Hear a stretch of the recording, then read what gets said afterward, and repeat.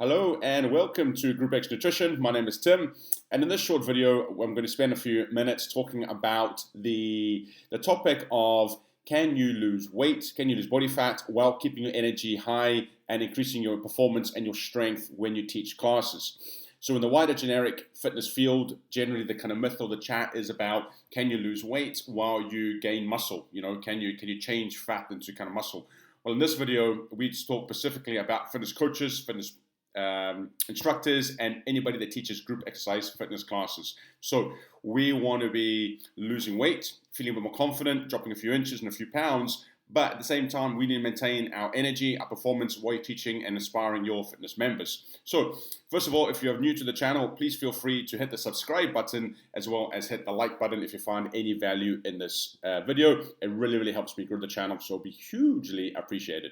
All right, and within below the bio as well, I'm going to stick down a couple of links to some free fat loss recipes as well as a habit tracker for you to use on a weekly basis to set up a few habits and keep yourself accountable moving forward in every kind of week. So feel free to have a look in the description below as well for that. So yeah, moving on. Straight away, what we need to think about doing when we want to be losing weight, right? Straight away, it's a calorie deficit. Yep, that is it. There is no other magic pony, no other magic unicorn out there that is going to get you fat loss, weight loss without being in a consistent calorie deficit over the week, okay? That's the big killer. That's the big crunch is over the week. Nobody gives a shit if you're in a calorie deficit for just a day. Okay, it's irrelevant. It's a sad truth that it's just irrelevant. Okay, if you come to me and say, hey, I was a calorie deficit today, I'll go, brilliant.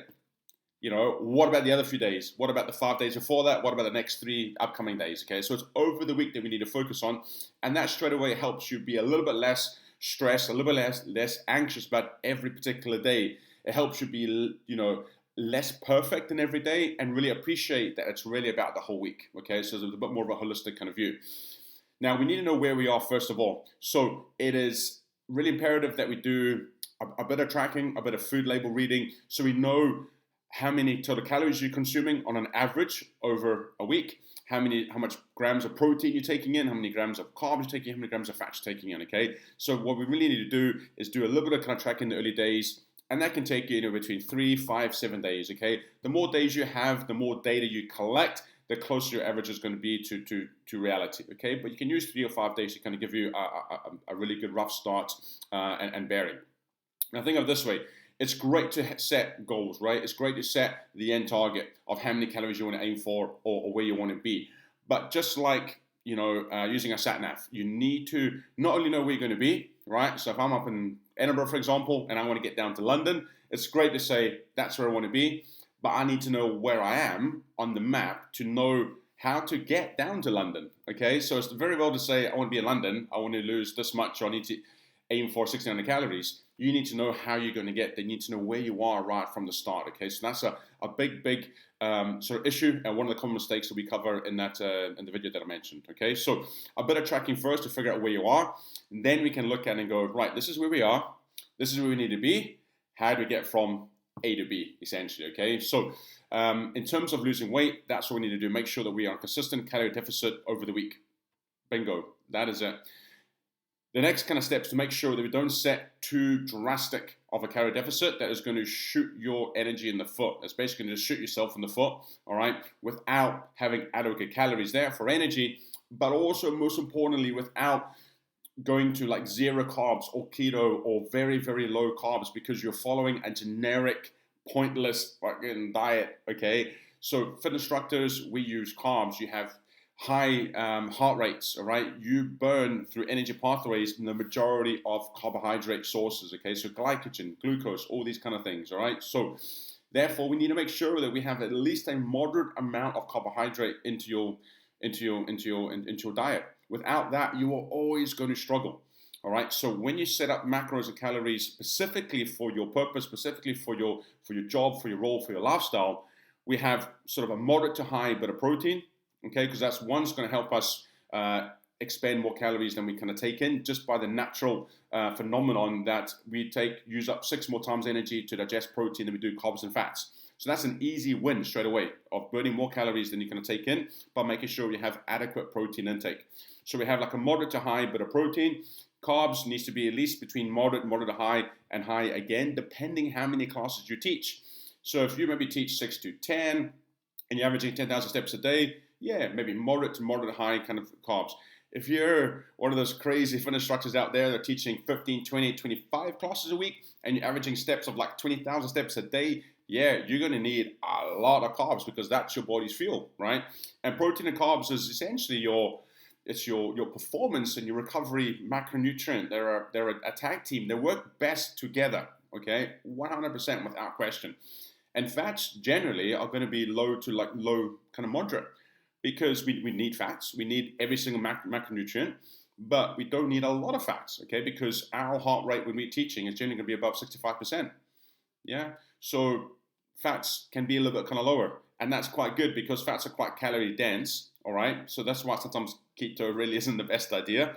We can literally double up a protein and carb but a gram, right, for 1 fat gram, because it's 9 calories per 9 calories per single gram of fat, whereas only 4 calories per protein or carbs for a gram of fat. Okay, so that is it. When we set up a small to moderate calorie deficit, then we can think about, right, so I'm going to have this much protein, I'm going to have this much carb, and I'm going to have this much kind of fats. So having the right amount or the adequate amount of protein and carbs is going to ensure and enable you to still teach with energy, recover well, stop having severe kind of DOMs, and just feel like a really inspired, energetic fitness instructor when you're out there teaching your kind of classes, okay? So we can stay in a deficit, but when we stop following generic diets and we calculate or we use adequate macros, so adequate protein, adequate carbs, and a little bit less kind of fats, we can still support ourselves to have energy, to have performance, to build our strength as well, where if you're teaching, if you're training in the gym as well as teaching in kind of classes. So you can have this very, easy double win, where the body fat you're trimming down, but at the same time not. So yes, as I was saying, just a very easy double win essentially. But the biggest thing to really kind of realize that we need to do is move away from the generic diets that are going to generally tell you to have a very low amount of carbs, possibly go on a very severe calorie deficit. So you're not going to be able to, one, lose weight because you're not going to be able to sustain it for any period of time.